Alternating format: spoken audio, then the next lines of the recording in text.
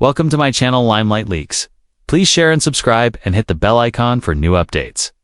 In the world of NASCAR, few names make people argue or cheer more than Smokey Yunick. He wasn't just a car mechanic. He wasn't just a team owner.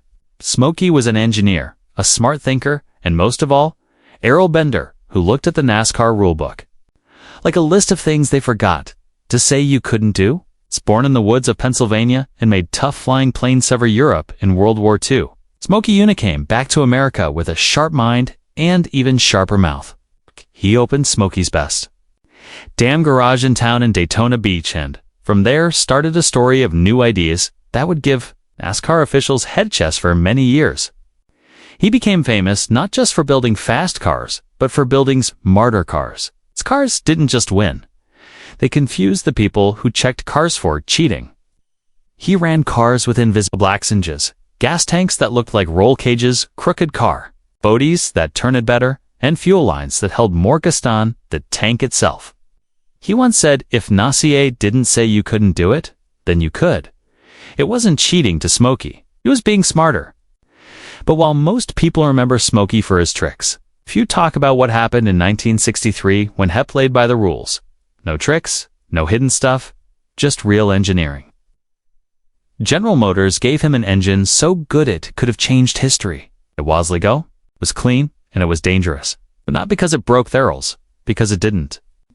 That engine was called the Mystery Motor. Smokey Yunick was ready to put it into a Chevy, roll it onto Daytona's High Bank Sand Show, once and for all that being smart didn't need tricks. But NASCAR didn't just stop him. It banned the motor before. And ever saw a starting flag? Why? Because even Smokey's legal new ideas were too much for the system to handle. And that's where our story begins. Not with cheating, but with a machine so powerful it scared the sports beast to death in the early 1960s. Chevrolet wasn't just racing in NASCAR. They were quietly planning to take over, deep inside their engineering departments. Amazing engine was being built. It wasn't like anything that had come before. It was big. It was powerful, and it had a nickname that sounded like a spy movie. The Mystery Motor? Technically, it was a 427 cubic inch V8. It's an early version of what would become Torque. It's a big block. But it wasn't just size that mattered. This thing was designed from the ground up for racing.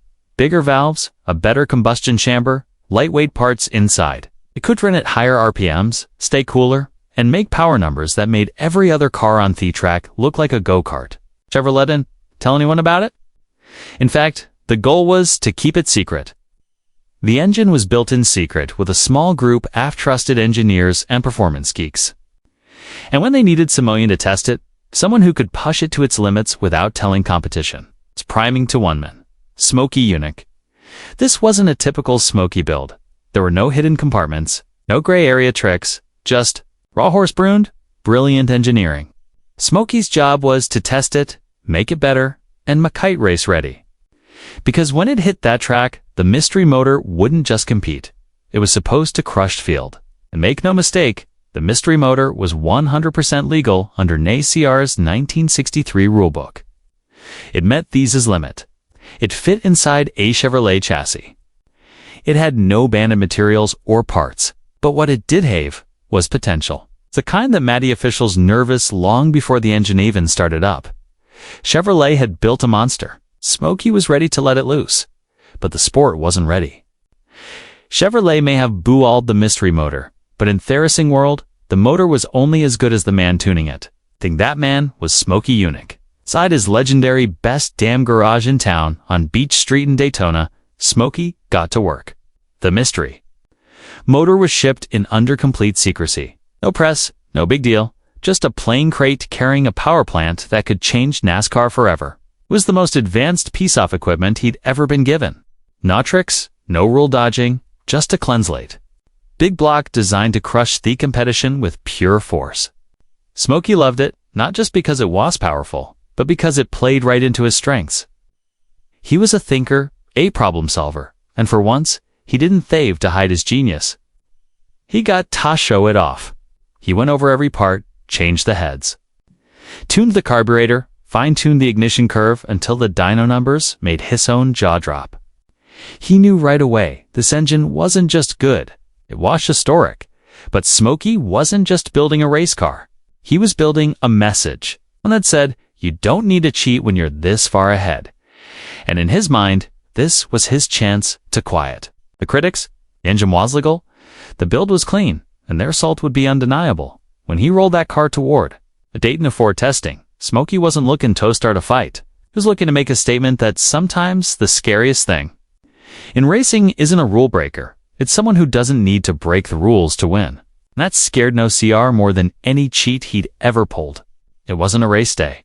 There were no grandstands packed with fans. Just early morning sun, cold concrete.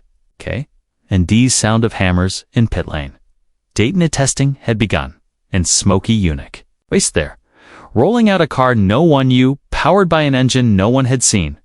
When he started it up, heads turned. Not just because it was loud, but because it sounded different, smoother, meaner, like the thing was barely trying. Other crew chiefs walked over pretending to chat, but everyone's really listening, and what they hard scared them. That day, Smokey didn't even push the motor to the edge. He didn't need to. The car ran speeds faster than most of the field, and it did it easily. Some said it ran cooler and more steadily than any Chevy they'd ever seen. Smokey just smiled. It wasn't long before NASCAR inspectors showed up. They looked through the car, expecting usual Smokey tricks. Hidden tanks, changed roll cages. But this time, they found nothing. Every bolt checked out, every part was legal. Still, something felt wrong. To the other teams, this wasn't just a fast car. It was an unfair advantage they couldn't explain because Smokey hadn't cheated. He'd just outbuilt them. One rival team owner reportedly said, if this thing rooses on Sunday, it's game over. They weren't worried about losing a race. They were worried about being embarrassed. NASCAR had a decision to make. The mystery motor didn't break the rules, but it broke the balance of theft sport. And in the world of stock car racing, domination wasn't just a performance problem. It was a business problem. Okay, so even before that checkered flag ever waved, whispers began, we've got to shut this thing down. Moment Smokey Yunick's car hit the track. It wasn't just the fans or the press who noticed. It was theptic. Other teams right away sensed something was off. Not in a shady way. There was nothing clearly illegal about the car. It didn't smell of fuel. It wasn't sitting too low, but it was fast. It's too fast. Whispers turned to worried stares. Crew chiefs and engineers from rival teams walked past Smokey's pit like they were trying to peek into Area 51. The numbers coming from his lap times didn't make sense. The RPMs, the throttle response, the way the car handled down the straights, it was surgical. The mystery motor wasn't just powerful, it was refined. That scared people more than any trick Smokey had ever pulled. Even NASCAR officials were uneasy. One inspector later admitted, we knew something was coming, but we didn't know it would look like that. The rule book didn't ban what Smokey had done because no one had imagined it yet. And that was the problem. Smokey Yunick hadn't found a loophole at this time. He'd found the next chapter of NASCAR performance, one that would leave everyone else in the dust. Teams started complaining, not officially, but through back channels. Quiet. Meetings, hallway conversations if the mystery motor ran on Sunday. They argued Chevrolet would own the podium. The balance of the sport, the yeomanship, the suspense would disappear. NASCAR feared the same. It wasn't about fairness anymore. It was about looks, about keeping races competitive, sponsors happy, and viewers interested. And Smokey, he could feel it happening. He'd done everything right, played it clean, and yet he saw the storm brewing. Not about because he'd cheated, but because headed to bring something too good to theatable. Smokey Yunick woke up the next morning, ready to turn heads in testing game, but instead, he found a surprise waiting for him. NASCAR had issued a last-minute technical bulletin, a quickly typed addition to the rulebook that disqualified the mystery motor on the grounds of unapproved configuration. To the public, it was vague. To Smokey, it was a dagger.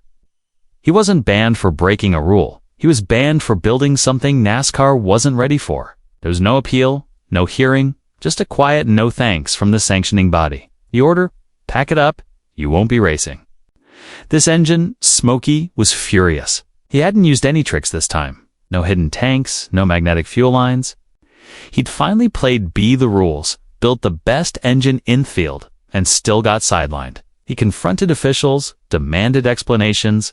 All he got were polish shrugs. The decision had come from the top. It wasn't about legality anymore. It was about damage control. NASCAR couldn't afford a car so dominant it made the rest of the field look obsolete. The looks of a total blowout would have been a PR disaster. So, they killed the monster before it had a chance to roar. Smokey later said in an interview, they couldn't beat me fair, so they changed the rules. That wasn't paranoia. That was reality. The truth was simple. It was too far ahead. NASCAR didn't want a future they couldn't control. The mystery motor went back into secret, but what it represented, that didn't go quietly. It was a reminder that, even in racing, sometimes the biggest threat isn't a cheater, it's an innovator.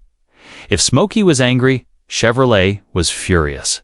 They had spent millions quietly developing the mystery motor. Engineers had worked through sleepless nights crafting a powerhouse thought would change the game. And now, after a few laps in testing and a wave of nervous glances from the paddock, NASCAR had effectively killed the project. For Chevrolet, this wasn't just a technical setback. It was a strategy embraced. They'd followed Thurles created something revolutionary and were told to sit down because the Thar teams weren't ready. Executive vested, pulling back from NASCAR Tugger. Smokey, ever the rebel, didn't hold back. He wrote angry letters, called out the hypocrisy in press interviews, said what no one else dared to say. If you build something smarter, lighter, better, and they still won't let you run it, what's the point of having a rule book? Eternally GM knew? The motor couldn't die, so they changed direction. They took what they'd learned from the mystery motor and began adapting it for broader use. The result? The 427 big block that would go on to dominate racing in the mid and late 60s sun drag strips. On road courses, Andy Van back in NASCAR, but Smokey's nearest. The man who helped shape it got no credit, no invitation, no handshake. That stung more than the ban itself. To Smokey Yunick, the whole affair purveyed a painful truth.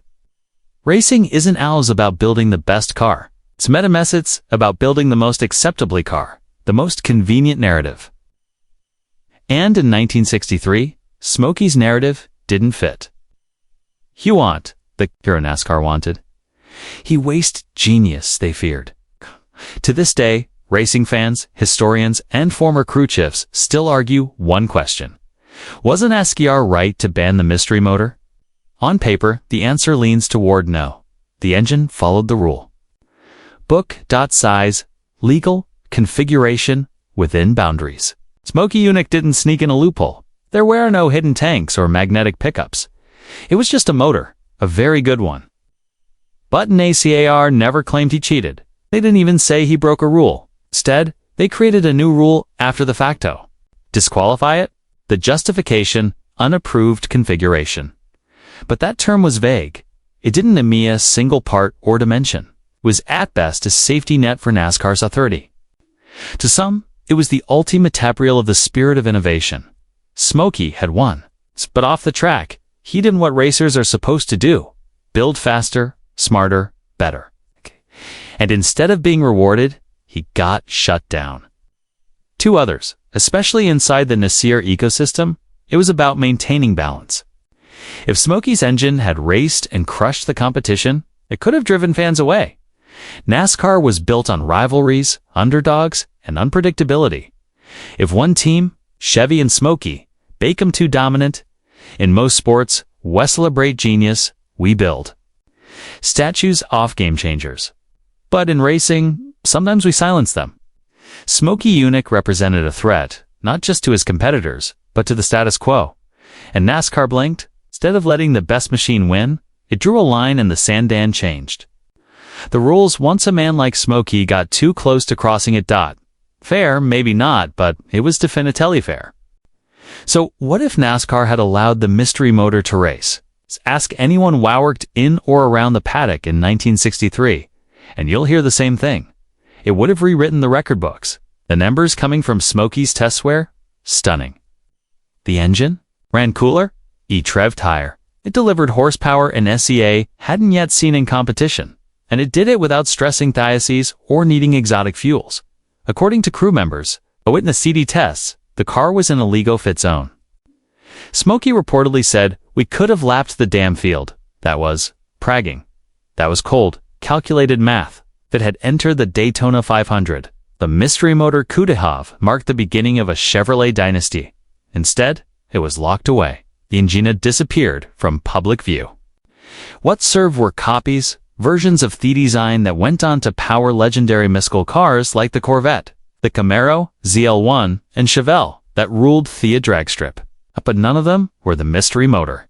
That specific piece of innovation, the one, born in secret and tuned by the most dangerous mind in racing, never had its day. It's the ultimate what-if in motorsports history.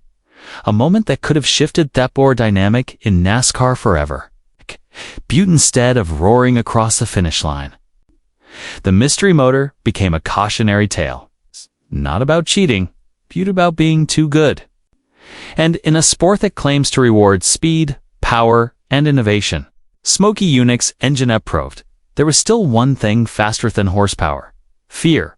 In the end, NASCAR didn't just sideline a single engine. They erased a moment in history. A moment where the sport could have evolved, where the future had already arrived, under the hood of one car in Daytona Beach. But the story of the mystery motor isn't just about lost potential. It's about legacy, about a man who refused to play by anyone's rules but still managed to change the game. Even when he played it straight, Smokey Yunick was seen as a threat, not because he cheated, but because he thought better, faster, and further ahead than everyone else, and that made him dangerous. The motor never raced, but its DNA lives on. It's the architecture of that engine influenced decades of Chevrolet design. The very same 427 block that was born from the ashes off the mystery motor would dominate drag racing, street racing, and even pro stock series long after NASCAR shut it down. Smokey, for his part, never forgave them. He continued to tinker, to invent, and to write about the sport he loved and resented in equal measure. He remained a legend, not just because of what he built, but because of what he represented: freedom, rebellion, genius that couldn't be boxed in.